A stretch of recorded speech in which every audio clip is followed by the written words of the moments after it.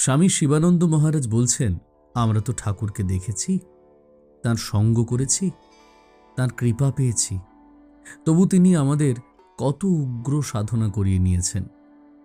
তিনি যে ভগবান, তিনি যে এসেছিলেন জগৎকে মুক্তি দেবার জন্য, তা কি আমরাই প্রথমটা ঠিক ঠিক ধরতে পেরেছিলুম?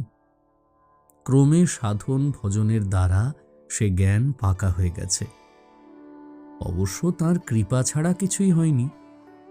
তিনি যে ভগবান, সাক্ষাৎ দেবাদিদেব জগন্নাথ, তা ক্রমে বুঝতে পেরেছি।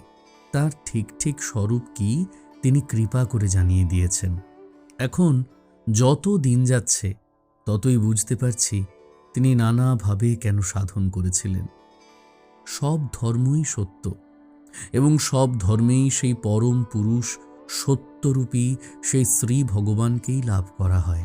এই নূতন সত্য আবিষ্কার ও উপলব্ধি করার জন্যই যে তিনি সর্বধর্ম সাধন করেছিলেন তা নয়, তাঁর সেই সাধনার গূঢ় অর্থ ছিল। তাই তো আজ হিন্দু ধর্মের প্রত্যেক সম্প্রদায়ের লোকেরা ঠাকুরের জীবনকে আদর্শ ধরে চলেছে।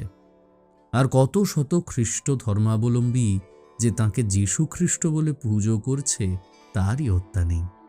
এসব কারো প্রচারের ফলে হয়নি ঠিক জানবে। তাঁকে কে প্রচার করতে পারে বলো? সত্য স্বরূপকে কে প্রকাশ করবে?